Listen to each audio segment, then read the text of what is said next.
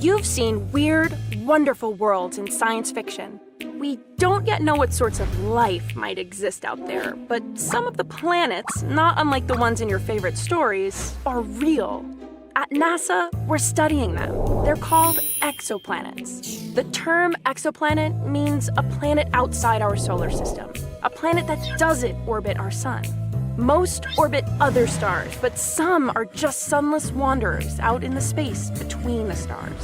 Now, just the fact that they orbit other stars means exoplanets are extremely far away. Most are too far to even dream of sending space probes to explore them. So we study them in other ways, like with telescopes on the ground and in space that can observe these far-off planets from right here in our solar system. Here's the thing about exoplanets. They are everywhere. In fact, from our observations so far, we know there are more planets than stars. So, there's our solar system, then there are all the billions of planetary systems in our galaxy, the Milky Way. Then there are all the billions of other galaxies. Basically, there are a lot of exoplanets out there. Each of the stars you see in the night sky is the sun for any planets that orbit around it. But not all stars are created equal. Bigger stars burn way brighter and hotter and don't last as long. Smaller, fainter stars like our sun and red dwarf stars last much longer. But even nice, cool red dwarf stars can have powerful flares that blast their planets with radiation. We're still trying to understand which kinds of stars provide long-lasting, stable conditions that could allow life a chance to take hold and evolve like it did here on Earth. Exoplanets are super hard to see, both because they're so far away and because they're so much fainter than their stars. But we've worked out some clever methods to detect them and even take pictures of some. So, what can we observe? Well, for many, we can determine their size, their mass, how much they weigh, and how far away from their stars they orbit.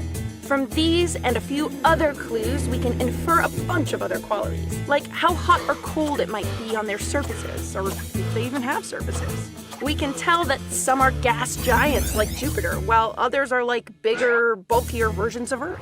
For some, we can determine they have atmospheres, and even some of the gases in those atmospheres. Most exoplanets are very different from our planet.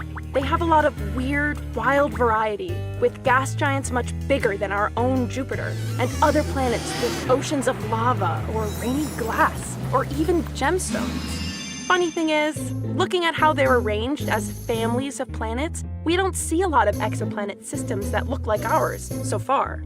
Many are arranged quite differently, so we might actually be the weird ones. Some planets are closer to their stars, some are super far. Some even orbit multiple stars. Imagine having 2 or 3 suns in the sky. So why do we study exoplanets? Well, our interest in finding worlds with life on them is a big factor. We want to know more about what makes a planet a place with all the right ingredients and conditions for life, what scientists refer to as habitability. How does it happen? How common is it?